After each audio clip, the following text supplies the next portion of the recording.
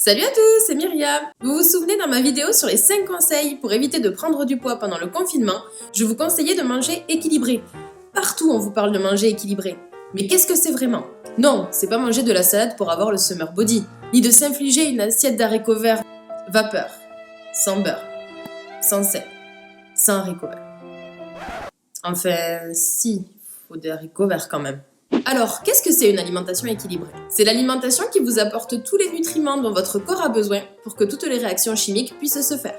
Dans cette vidéo, je vous parle de l'allié des souleveurs de fonte, des dessinateurs de muscles, des bâtisseurs de l'extrême, les protéines.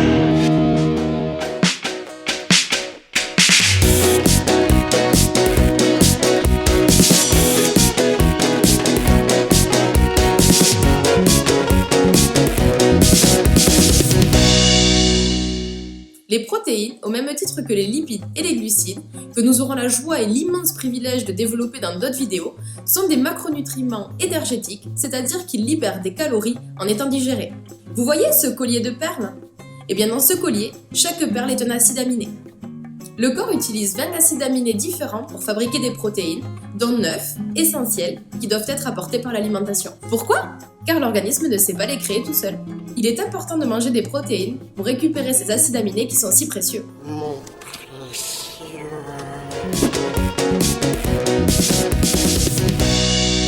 Les protéines sont les briques de notre organisme. On les retrouve dans la membrane de toutes les cellules. Comme vous le savez, elles participent à la synthèse et au renouvellement des muscles, mais aussi de la peau, des os et encore des cheveux. Bon, lui par exemple, on ne sait pas s'il mange assez de protéines. Elles jouent aussi un rôle important dans la digestion, sous la forme d'enzymes digestives. Les enzymes digestives sont des sortes de Pac-Man qui découpent votre nourriture en petites molécules pour que votre corps puisse ensuite les utiliser. Les protéines sont aussi importantes dans l'immunité en entrant dans la composition des anticorps. Les anticorps sont les marqueurs qui se fixent aux microbes ou aux virus pour faciliter leur reconnaissance et leur élimination. Les protéines participent aussi à de nombreuses régulations hormonales. Par exemple, vous savez ce que c'est la glycémie? Pour ceux qui n'ont pas suivi les cours de sciences nat, la glycémie est la quantité de sucre dans le sang. Elle est relativement stable et tourne aux environs de 1 g de glucose par litre de sang.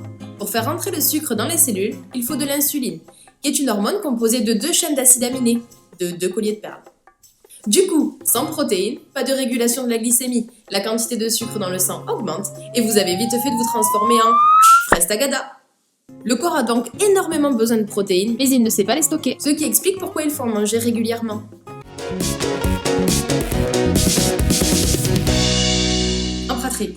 En pratique, les aliments d'origine animale contiennent plus d'acides aminés essentiels et sont mieux utilisés que les aliments d'origine végétale. Pourquoi? C'est dû à la digestibilité des protéines. La digestibilité, c'est la capacité du tube digestif à absorber les acides aminés. Elle tient compte de la structure des protéines et comme les protéines d'origine animale sont plus semblables aux nôtres, elles sont plus faciles à absorber.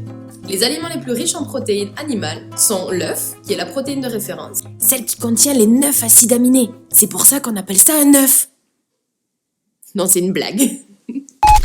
Je disais, les sources de protéines animales sont l'œuf, la viande, le poisson ou encore le lait. Pour les aliments riches en protéines végétales, on retrouve les oléagineux, aliments avec lesquels on fabrique de l'huile, arachides, amandes, noisettes, ainsi que les légumineuses, comme les pois chiches, les haricots rouges ou encore les lentilles. Les légumineuses manquent de certains acides aminés essentiels que l'on retrouve dans les céréales. C'est pourquoi quand on mange un repas végétal, il est recommandé de manger des céréales et des légumineuses dans la même assiette.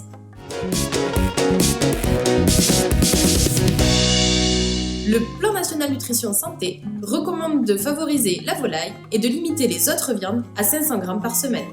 Il faudrait tendre à consommer 2 portions de poisson dans la semaine, dont au moins un poisson gras, comme le saumon ou les maquereaux.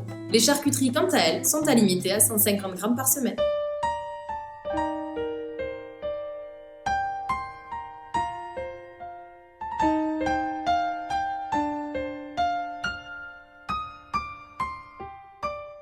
Pour les végétaliens, n'oubliez pas de vous supplémenter en vitamine B12 pour éviter d'être carencé. Si on résume, dans une alimentation équilibrée, il faut faire une place aux protéines qui sont indispensables au bon fonctionnement de l'organisme. J'espère que cette vidéo vous a plu. Si c'est le cas, n'hésitez pas à la commenter, la partager ou la liker.